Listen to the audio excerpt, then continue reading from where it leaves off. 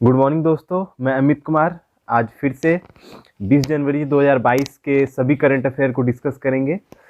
और हम उम्मीद करते हैं कि ये जो वीडियो है आपको पसंद आ रहा होगा। तो इस वीडियो को पूरा आप ध्यान से देखिए। और मैंने सभी क्वेश्चन को पूरे डिटेल्ड वे में समझाया है।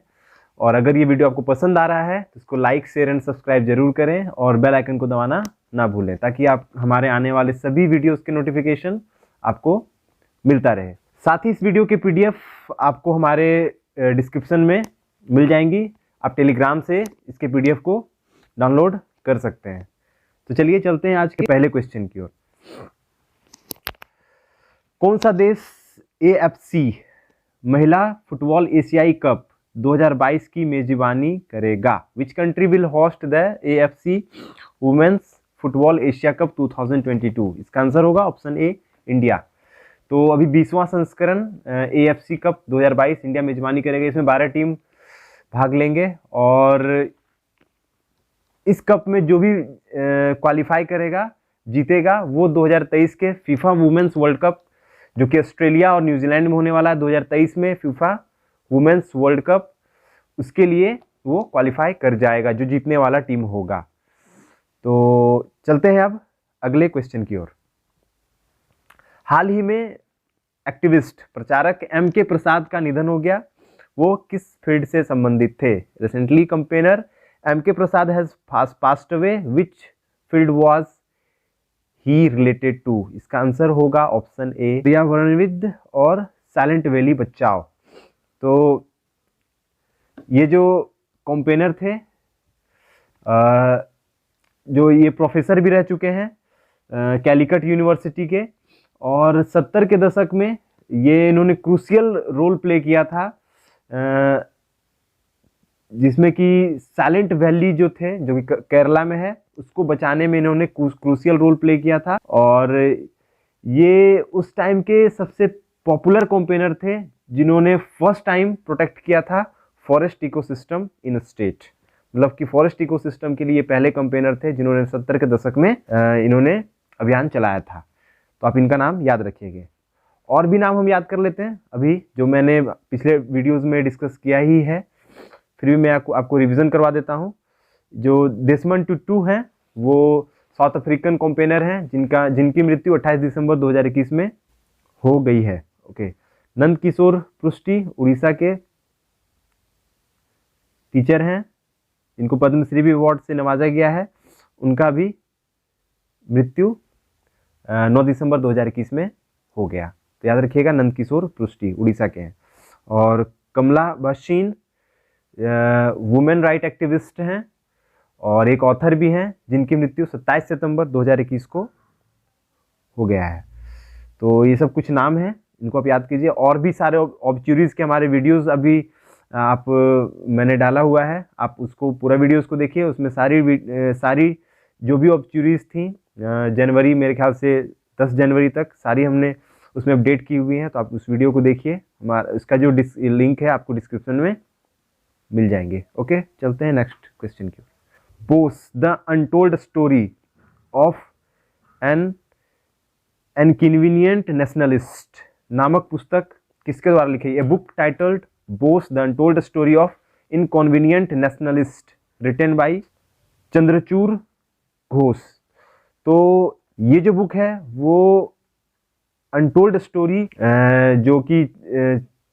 जो बोस हैं हमारे, जो कि उनके बारे में कुछ अनसुनी कहानी भी इसमें लिखा गया है। तो चंद्रचूड़ घोष इसके राइटर हैं। इस बुक में जो नेताजी सुभाष चंद्र बोस थे, उन्होंने इस बुक में, जो पुस्तक में, स्वतंत्र भारत के विकास, सांप्रदायिकता, भू राजनीति और राजनीतिक विचारधारा के बारे में इस बुक में बताया गया है। और अगर हम अदर ऑप्शंस की बात कर लेते हैं, इंपॉर्टेंट राइटर्स के नाम याद एक बार फिर से कर लेते हैं आपके लिए। डॉक्टर थॉमस मैथ्यू, अभी हमने 2 दिन पहले ही पढ़ाया है।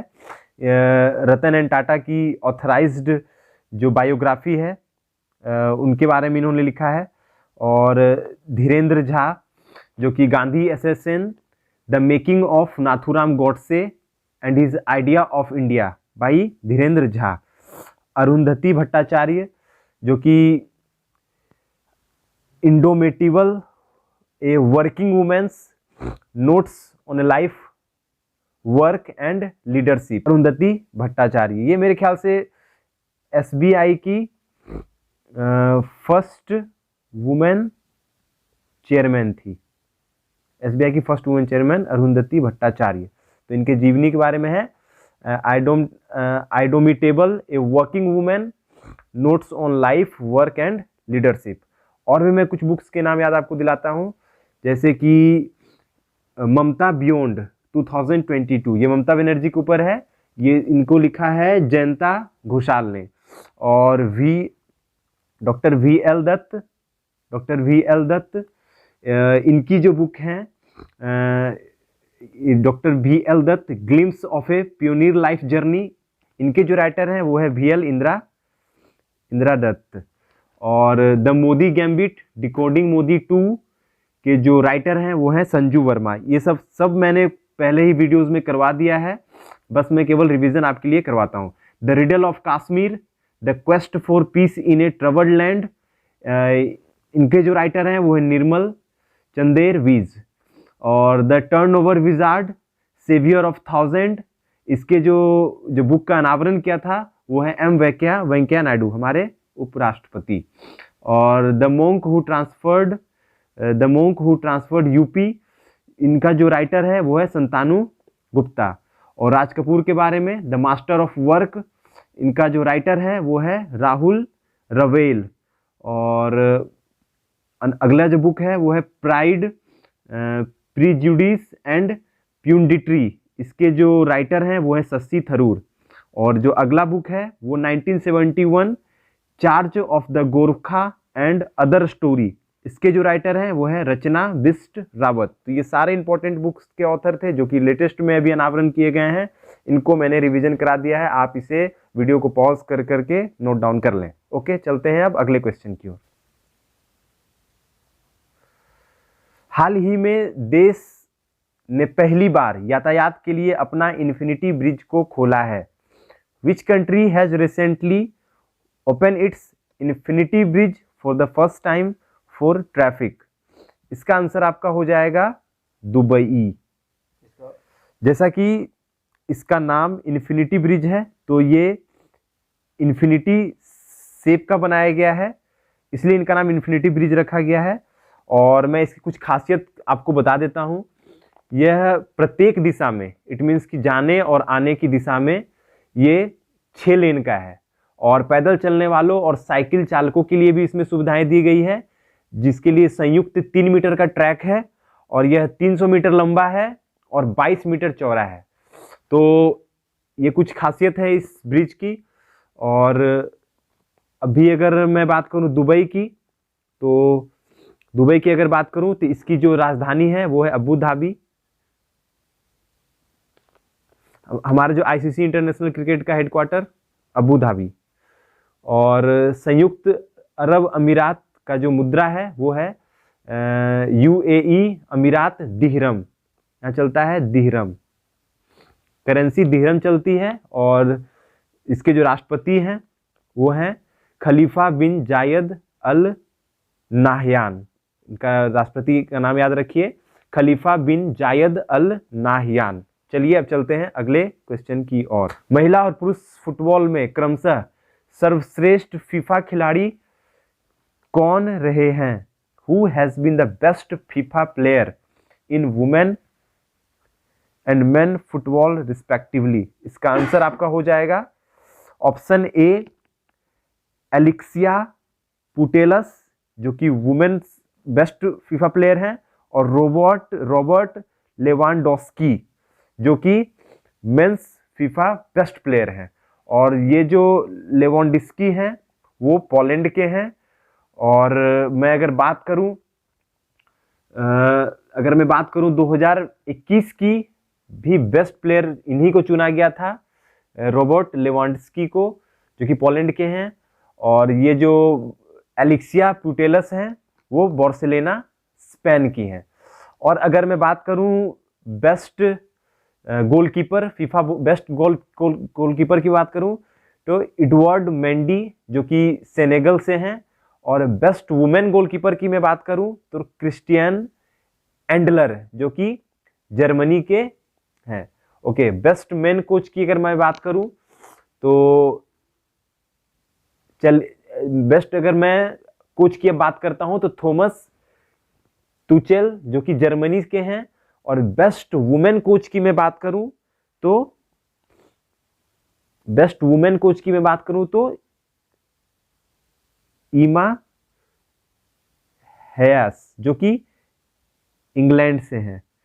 और best FIFA fair play award वो Denmark national football team and medical staff को दिया गया। और FIFA special award for outstanding career achievement के लिए ये अवार्ड फीमेल में क्रिस्टिन सिंक्लेयर को और मेल में सबके फेवरेट क्रिस्टियानो रोनाल्डो को।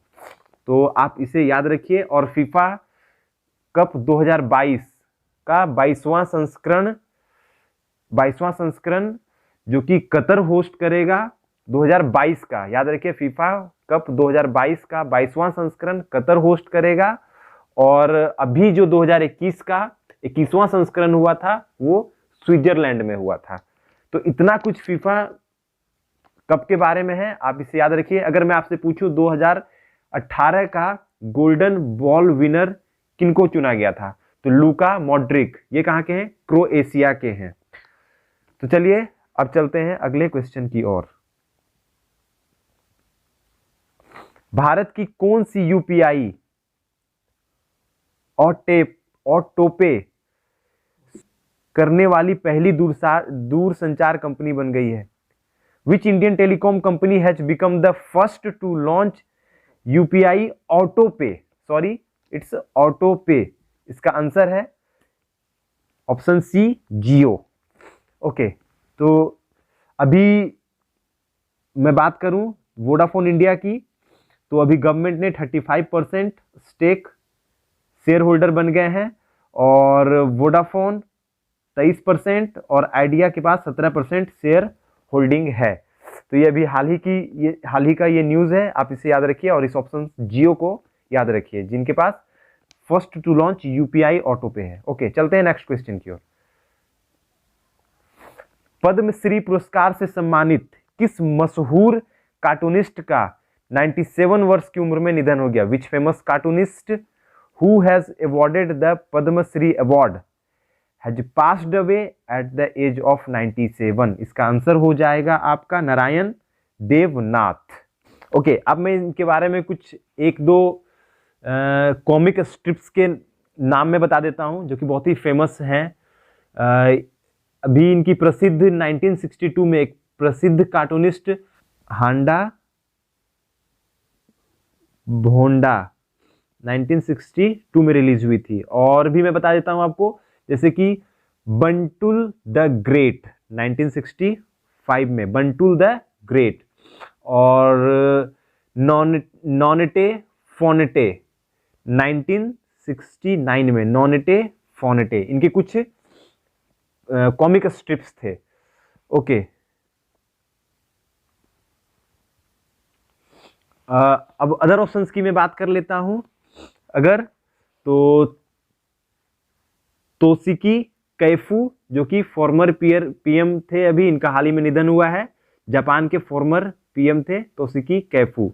और इब्राहिम बौबकार कीता, ये जो है फॉर्मर मालीज के प्रेसिडेंट थे जिनका अभी 18 जनवरी को इनका भी निधन हो गया।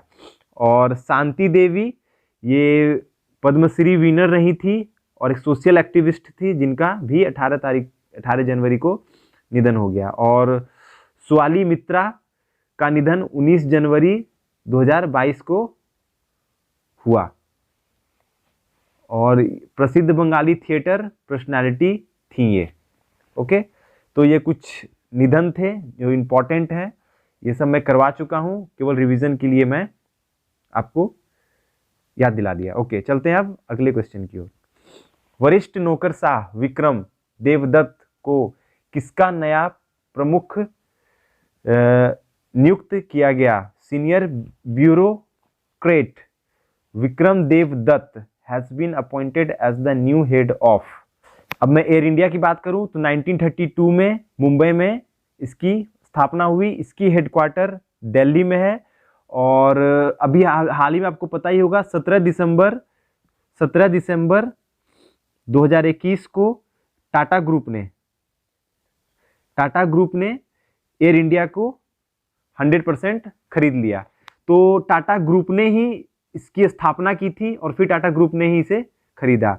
और मैं हाल ही में बात करूं विस्तारा एयरलाइंस की, जिनके जो अभी सीईओ बनाए गए 1 जनवरी 2021 को, उनका नाम विनोद कन्नन है। विनोद कन्नन को आप याद रखेंगे।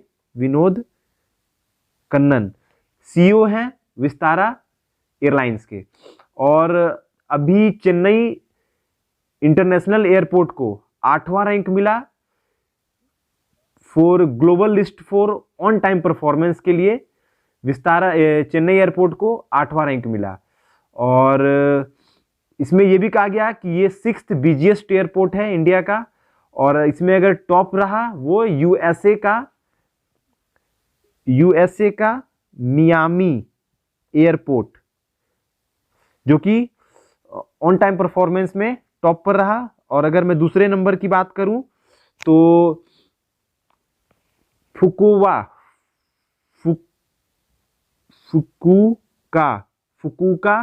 एयरपोर्ट,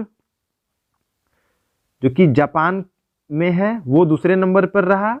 और हैनेडा एयरपोर्ट, जो कि जापान में है, वो तीसरे नंबर पर रहा। और अभी मैं हाल ही में बात करूं तो स्काईट्रैक्स 2021 वर्ल्ड एयरपोर्ट की जो रिपोर्ट आई थी, उसमें इंडिया के 4 एयरपोर्ट जो कि टॉप 100 एयरपोर्ट लिस्ट में थे अकॉर्डिंग टू स्काईट्रैक्स। जो 100 के अंदर में 4 एयरपोर्ट थे इंडिया के, जिसमें कि इंदिरा गांधी इंटरनेशनल एयरपोर्ट, जो कि नई दिल्ली में है, उसको 45th रैंक मिला। और हैदराबाद इंटरनेशनल एयरपोर्ट को 64th रैंक मिला। और मुंबई इंटरनेशनल एयरपोर्ट को 65th रैंक मिला। और बेंगलुरु इंटरनेशनल एयरपोर्ट को 71th रैंक मिला। और ये जो रिपोर्ट है जो कि कंपाइल किया गया UK based Skytrax consultancy firm के जरिए। और इसके तहत टॉप पर फिर कौन रहा? हमाद इंटरनेशनल एयरपोर्ट, जो कि दोहा कतर में है, वो best airport in the world मिला। अगर मैं बात करूं तो एशिया का क्लीनेस्ट एयरपोर्ट नई Delhi, okay.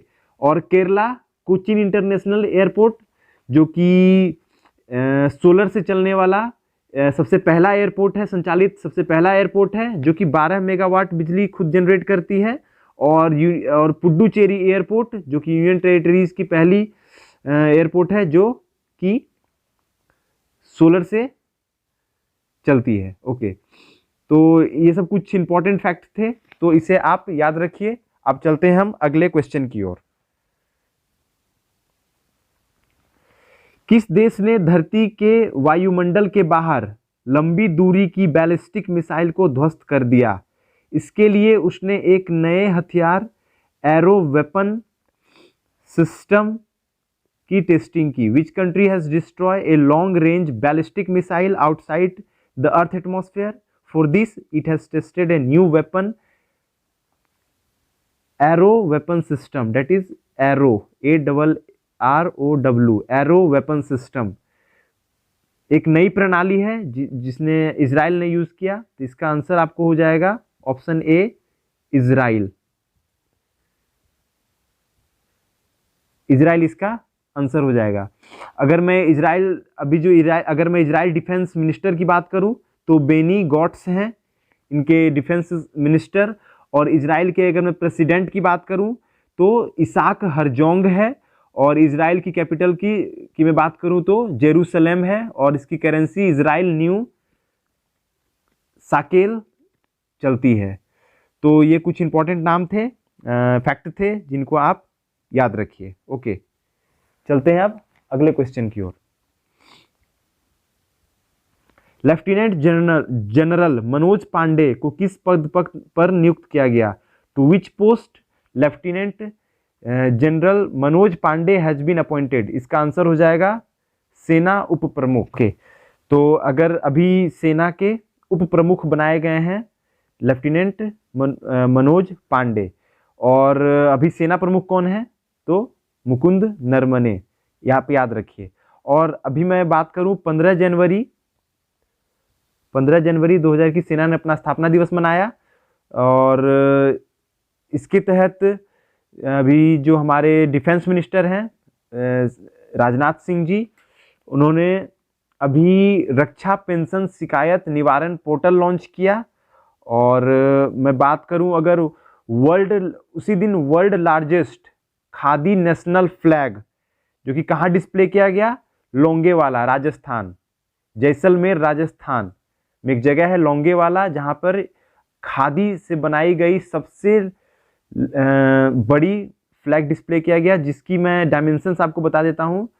225 feet into 150 feet, यानी कि 225 फीट लंबी और 150 फीट चौड़ी, और इसका जो वजन है वो है 1400 किलो।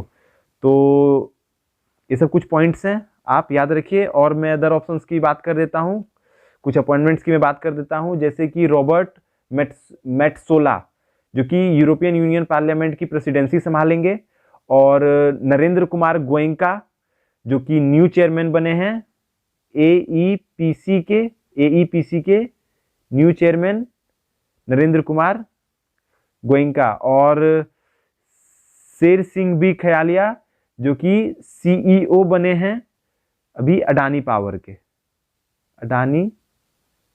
के। ओके, अगर मैं बात करूं आपसे अलका उपाध्याय की, तो NHAI की पहली वुमेन चेयरमैन बनी। और अगर मैं बात करूं अलका मित्तल की बात करूं, तो ONGC की फर्स्ट वुमेन चेयरपर्सन बनी। तो ये दो कुछ फैक्ट्स थे, आप याद रखिए। अगर आप हमारा वीडियो पूरा देखते होंगे, डेली देखते होंगे, तो ये कुछ नया नहीं होगा, ये सब मैंने पहले वीडियो में करवा दिया है। ओके, चलते हैं अब अगले क्वेश्चन की ओर। रिलायंस इंडस्ट्री ने किस घरेलू रोबोटिक्स कंपनी में 54% हिस्सेदारी खरीद ली है? Reliance industry has bought 54% stake in which domestic robotics company? इसका आंसर हो जाएगा ऑप्शन डी, एडवर्ड टेक्नोलॉजीज। और जो एडवर्ड टेक्नोलॉजीज हैं, इनके सीईओ मैं बता देता हूं आपको, संगीत कुमार इनके सीईओ हैं एडवर्ड टेक्नोलॉजी के। और मैं एक्विजिशन की अगर मैं बात कर लूं अभी, तो India international clearing corporation limited को किसने एक्वायर किया? तो SBI ने। ओके, और मैं अगर सिंप्लीफाई की बात कर लूं, तो सिंप्लीफाई को भी किसने एक्वायर किया? 100% एक्वायर किया है किसने? गूगल ने, जो कि $500 मिलियन में। ओके, और मैं बात कर लूं अभी एलाइस ग्रीन एंड इन्वेस्टमेंट को किसने एक्वायर किया? तो टेक महिंद्रा ने 100% एक्वायर किया, टेक महिंद्रा ने। और मैं बात कर लूं अगर माइक्रोसॉफ्ट की बात कर लूं, तो नुएंस जो कि $1.97 बिलियन में माइक्रोसॉफ्ट ने नुएंस को एक्वायर किया, नुएंस नामक कंपनी को एक्वायर किया। ओके, अगर मैं बात करूं रिलायंस की ही, तो अभी कुछ दिन पहले रिलायंस ने मैंडेरियन ओरिएंटल जो कि न्यूयॉर्क में एक लग्जरी होटल है, उसका 73.37% जो शेयर है अपने पास होल्ड किया, कितने में? $98 मिलियन में। ओके, ये सब कुछ इंपॉर्टेंट एक्विजिशंस हैं, आप याद रखिए। चलते हैं अब अगले क्वेश्चन की ओर। नेपाल के प्रांत 2 का नाम बदलकर क्या कर दिया गया है? Very important question. और इसकी राजधानी किसे बनाया गया है? What has been the name of provinces 2 of Nepal and who has been made its capital? इसका आंसर आपका हो जाएगा मध्य प्रदेश, जनकपुर इसकी राजधानी है। तो भारत से सटे प्रांत मध्य प्रदेश का नाम बदला है और इसकी राजधानी अब जनकपुर होगी। और अगर हम नेपाल की बात कर लें तो इसके जो प्राइम मिनिस्टर जो भी बदले हैं वो है शेर बहादुर देउबा। इसके पहले प्रधानमंत्री कौन थे? केपी ओली। और इसकी मैं अगर कैपिटल की बात करूं तो काठमांडू, और नेपाली रुपया यहाँ की करेंसी चलती है। और मैं और भी कुछ ऑप्शंस के डिस्कस कर देता हूं, जैसे कि वीर सिंहपुर पाली, जिनका नाम बदलकर माँ वीरसिनी धाम रखा गया है, जो कि एमपी में है। नागवाड़ी, जिनका नाम बदलकर नागनाथ नगर है, जो कि महाराष्ट्र में है। और डी को याद रखेंगे, खिजराबाद का नाम बदलकर प्रतापनगर रखा गया है और हरियाणा के यमुनानगर में है। तो चलिए, ये कुछ नाम बदलने की प्रक्रिया चल रही है, तो इसे मैंने याद दिला दिया आपको। अब चलते हैं अगले क्वेश्चन की ओर। रूस ने भारत में अपना नया राजदूत किसे नियुक्त किया गया है? तो इसका आंसर है डेनिस एलिपोव। तो इंपॉर्टेंट क्वेश्चन है, इसको याद रखिए। रसिया का brand ambassador Denis Alipov, who has been appointed by Russia. Russia ने अपॉइंट किया है as its new ambassador to India. India ambassador to Russia नहीं है, रसिया एम्बेसडर टू इंडिया है डेनिस एलिपोव। तो मैं कुछ इन्वेस्टर्स के नाम बोल देता हूँ जो कि इंडिया एम्बेसडर टू जापान, जैसे कि India ambassador to Japan Sanjay Kumar Verma, और India ambassador to China Pradeep Kumar Rawat, और India ambassador to Pakistan Ajay Bisaria, और जैसे कि मैं बात करूं India ambassador to Nepal Vinay Mohan Kwatra. तो ये कुछ इंपॉर्टेंट एम्बेसडर्स के नाम हैं। कोशिश करेंगे आगे सारे एम्बेसडर्स की रिवीजन करवा देने के। ओके, तो हमारा वीडियो अब यहीं पर समाप्त हुआ। और अगर हमारा वीडियो आपको पसंद आ रहा हो तो प्लीज़ लाइक करें, सब्सक्राइब करें, शेयर करें, कमेंट करें, ताकि मैं अपने वीडियोस में और सुधार करूं और ज़्यादा से ज़्यादा कंटेंट्स में आपको दे सकूं। तो चलिए अब यहीं पर वीडियो को समाप्त करते हैं। Thank you for watching. Okay.